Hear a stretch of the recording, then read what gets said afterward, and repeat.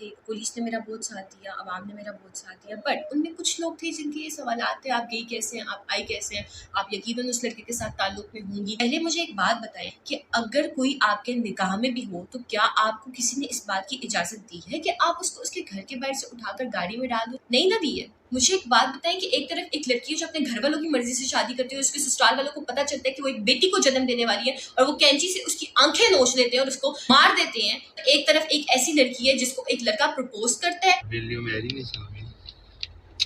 यार नहीं, उससे शादी की बातें करते हैं। जब हम रिश्ते भी करते हैं ना तो हम टाइम जरूर लेते हैं, और उस टाइम के अंदर उसको ये पता चलता है कि वो लड़का एब्यूसिव, मारने वाला है, और वो उससे शादी से इनकार करती है और वो लड़का उसको उसके घर के बाहर से उठाकर ले जाता है। तो क्या वो लड़की ठीक है या गलत है? क्या मैं वो लड़की बन जाती कि मैं उससे शादी करती और उसके बाद वो मेरा वो हशर करता? या ये बेहतर है कि मैं आज अपने हक के लिए लड़ रही हूँ? When Hasan Zahid propose me तो मैंने उनसे 5 से 6 साल मांगे थे शादी के लिए। उनकी फैमिली को भी ये बात पता है और हमारी फैमिलीज कनेक्टेड थी। वो अपनी वालदा को मेरे घर भेजना चाहते थे। वो मेरे ऊपर इल्जामात लगा रहे हैं कि मुझसे कुछ पैसे लिए हैं, उसने ये किया, उसने वो किया। मुझे आज तक सवाए उस गोल्ड की अंगूठी के जो उन्होंने मुझे मंगनी के तौर पर पहनाई थी, इसके अलावा कभी कोई तोहफा नहीं दिया, कभी कोई तहाइफ नहीं दी है। On the other side Hasan Zahid खुद भी एक चोर है जिनके ऊपर ऑलरेडी ये केसेस चल रहे हैं। 2-3 गाड़ियां उनकी निकली है चोरी की, उन्होंने किसी का 50 लाख रुपया खाया है। सारे केसेस हसन जाहिद के ऊपर मौजूद है। और अब हसन जाहिद जैसे बंदे से आप ये एक्सपेक्ट करें कि वो सामे हिजाब जो कि एक इन्फ्लुएंसर है, हर चीज सोशल मीडिया पे पोस्ट करती है, अपना कमाती है, उन्होंने हसन से कोई पैसे लिए होंगे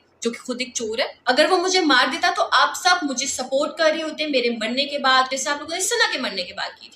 तब भी कुछ लोग थे जो ये कह रहे थे सनत उसके साथ राब्ते में थी। राब्ते में होने का मतलब ये किसने कहा है कि अगर आप पब्लिक फिगर हो तो आपको आके घर के बाहर से उठाकर लेकर कोई चला जाएगा? रिश्ते होते हैं, शादियां होती हैं, मंगनियां होती हैं, निकाह होते हैं, टूट जाते हैं, क्योंकि जब मर्द एब्यूसिव होते हैं तो औरत बर्दाश्त नहीं करती है। आप भी अपनी बहन बेटी की शादी किसी ऐसे मर्द के हाथ में उसका हाथ नहीं देंगे जो उसको मारता होगा। इस बार जो उसने हरकत की है, मेरी माँ अंदर बीमार थी और वो मुझे घर के बाहर से उठा के लेकर जा रहा है, वो बेड से गिरी है, उसके बाद से मैंने इस मामले को हाईलाइट किया। मेरा बोलना बनता है। उस इंसान ने मुझे मेरे घर के बाहर से उठाया है, वो मुझे एसिड अटैक्स की धमकियां देता रहा, उसने मुझे जान से मारने की कोशिश की, मेरे घर में घुसा, उसने मेरा मोबाइल चोरी किया। खुदा का खौफ खाएं, अगर आप मेरे साथ नहीं खड़े हो सकते, कम से कम मेरे लिए इस मुश्किल टाइम को और मुश्किल मत बनाएं। आखिर में मेरी लड़कियों से दरख्वास्त है कि काइंडली डरना बंद करें। अगर आपको कोई डरा रहा है, धमका रहा है, मार रहा है तो स्पीक अबाउट इट, वरना तुम भी उन लोगों में शामिल हो जाओगी जिनकी बस लाशें रह जाती हैं और पीछे से कोई इंसाफ नहीं मिलता। Thank you so much. मैं तुमसे अपने नस्लों तक दुश्मनी करूंगा, नस्लों तक दुश्मनी करूंगा,